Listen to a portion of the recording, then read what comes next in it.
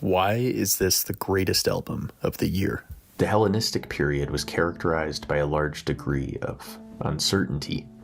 After Alexander the Great's death, competing kingdoms pursued rapid urbanization as well as military advancement. If you lived around this time, you may have been used to seeing yourself as a citizen within a secure state. But now you are an isolated soul, surviving in an impersonal and rapidly expanding war machine. A fragmented empire, spiritually anxious and filled with an alienated population, vying for some sense of harmony. It makes you ask, how could one live in a world that no longer makes sense? While the philosophies turned to the pursuit of ataraxia and the sciences expanded in tandem with the need for technological progress, the arts had their own answer. This period saw a turn inward, rupturing from the serene idealism of the classical era. Emotions and the passions, the reality of the individual, these themes reflected a growing interest in representing uncertainty. This was definitely apparent in the world of theater, particularly within the genre of new comedy, comedic plays that followed the lives of the everyday citizen. And while this may sound a lot like modern-day sitcoms, there was something a bit more distinct here. Take Menander's The Grouch, where a young man falls in love with the daughter of a misanthropic old farmer named Nemen. Since the boy cannot obtain her father's blessing through traditional social means, he disguises himself as a farmhand, and hilarity ensues. But there's an interesting part where the old farmer accidentally falls into a well. He's rescued, noting that his isolation has failed him. Nemen sees his existence as contingent on others and notes that the gods play with us, so we must not go through life alone. Now let's jump to the present. Similarly to the Hellenistic era, there's been a resounding fracture, a breakup, in the status quo. We are disillusioned, isolated, and hopelessly crawling in the dark with little sense of direction, let alone hope. Traditional social structures have collapsed, and it can feel like private struggles, dating, familial strife, health, are the only domains of control that we've been left with. And even within love and domestic life, there is little guarantee. Every possible salvation melts into a hopeless contradiction, leaving us chronically anxious to do anything at all. And why even bother changing things? Our lives may be empty, but at least they're comfortable. Despite all of this, I will say that this year has been especially good for music. In the same way that the artists of the Hellenistic era focused on uncertainty and through it turned dust into gold, so too have many artists taken it upon themselves to render worldly suffering into something beautiful. And I'd say that nobody has done it better than Geese. The band, not the animal. Getting Killed, the latest album by the New York collective, is just under an hour of existential dread centered on the ordinary psychological and civic anxieties of taxes, routine consumerism, and traffic. The entire album subverts expectations of a common rock album, opting for blissful backing vocals where one might expect something a bit more hardcore. As a review in The Guardian notes, rock is treated as the butt of the joke. Gorgeous melodies are delivered in a ludicrous warble. Perhaps this is the band's way of stripping out any of the mythos of the genre that could be seen as overly sentimental or misaligned with the current times. To get at the heart of things, as the Hellenistic playwrights noted, we need to laugh a little. That is not to say that the album is hilarious to listen to. The opening track, Trinidad, carries a sense of foreboding unease as the lyrics "There's a bomb in my car" repeat over a chaotic and discordant arrangement. One's domestic life is up in flames as various loved ones are described as dead. There's an immediate threat of violence with little warning. Is the narrator fed up with modernity? Is his answer through an explosion? Liberation through destruction? The cycle of modern suffering pervades the track. Disconnected families, corporate life, and a malaise generated by distant tragedies. The delivery is nonetheless subdued, invoking the sense that these things are the norm. The bomb is, perhaps, a form of escape, and as the album goes on, it becomes apparent that what you are listening to could very well be the bomb that he speaks of. Take, for example, how Geese explores modern disconnection. The song Islands of Men, a track that hones in on the very isolation and disillusionment that we observe in Neman, the grumpy old farmer. The song explores isolation as a condition, viewing the common avoidance many of us practice as an ordinary behavior, separating us all into our little islands. Both Menander's The Grouch and Islands of Men are structured in a way that expresses the repetitive nature of such cynicism, highlighting the feedback loop of self-seclusion. The phrase, "you can't keep running away from what is real and what is fake," echoes throughout the song. What is real is the very need for others that Neman recognizes as he is saved from the well. But this also comes with a great deal of uncertainty. Later, in Au Pays du Cocaine, the narrator negotiates with a lover's need for authenticity and liberation, while they themselves desire security within connection. In the end, they sarcastically tell us that it's all fine, while pleading for their lover to come home. The tension between authenticity and attachment is unfortunately centuries old. However, where Menander leaves us with the thought that no man is an island, Geese takes a modern approach. Man is an island. The lyrics have been theorized to be in specific reference to transitioning, the solitary existence of living as a man while being a woman on the inside. For the hesitant trans woman, the lyrics about keeping womankind in your dreams reflects isolation and alienation.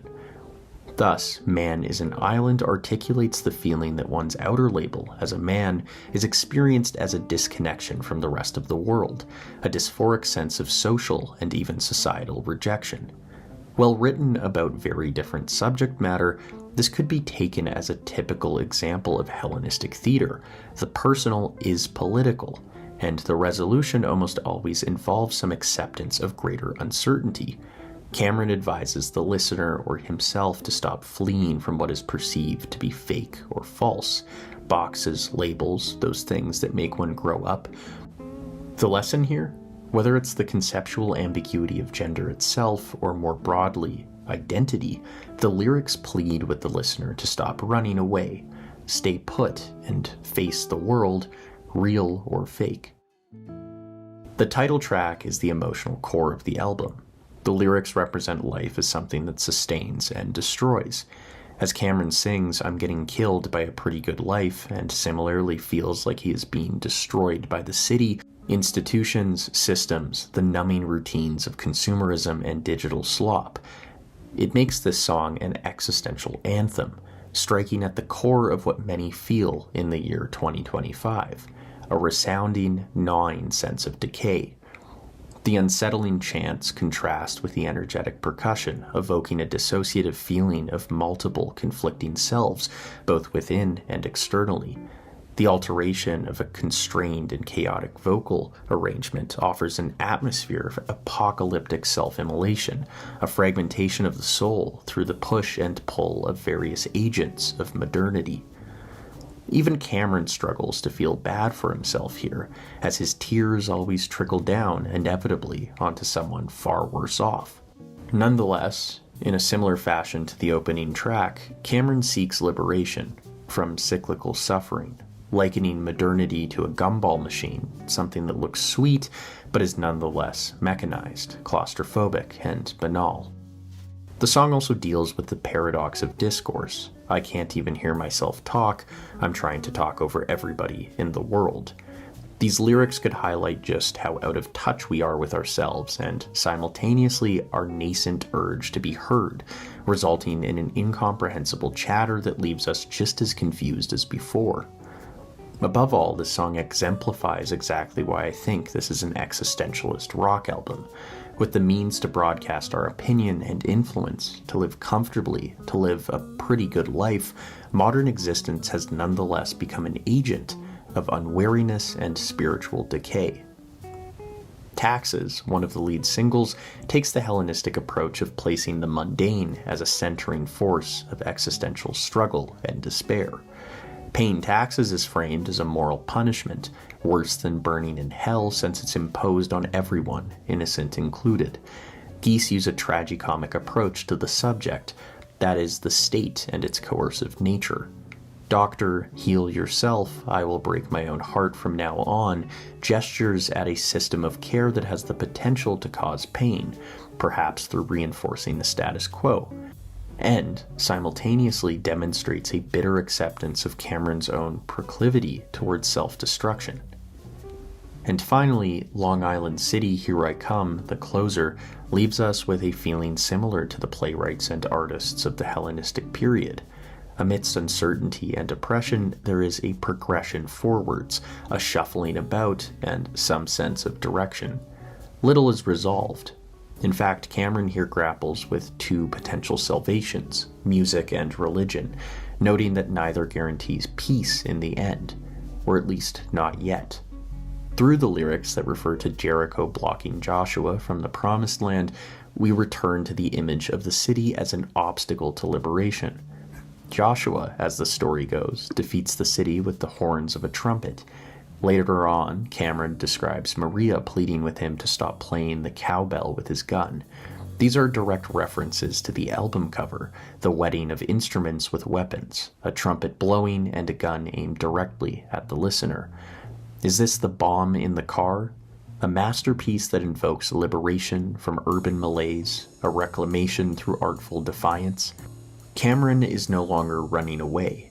Instead, he's now running directly towards the island. Why? The final song is a recklessly confident proclamation, a direction forward with no specified purpose beyond emancipation. While divine indifference and urban decay pervade the album to this point, Cameron nonetheless adopts a hubris, born from a desperate yearning for something more than a pretty good life. Is Long Island City Alexandria, a modern metropolis of noise, cosmopolitan contradiction, and dizzying acceleration? The album ends with a character approaching a city center of incoherence and meaninglessness, embracing the rapid change of modern existence. They're taking the plunge. In many ways, Geese captures the heroic defiance and embrace of uncertainty that the Hellenistic thinkers and artists similarly fashioned into their plays, sculptures, and poems. The ending is a stoic chant, similar to Epictetus telling the listener, "Here I come." And so agency and autonomy, the act of crawling in the dark and embracing one's fate in a world of disillusionment, offers us a stoic resolution, a modern guide to life itself. Does Cameron offer a perfect answer, a magic bullet? No. Nor should art be expected to do so. Throughout history, art has acted as a mirror, a reflection of the spirit of the times.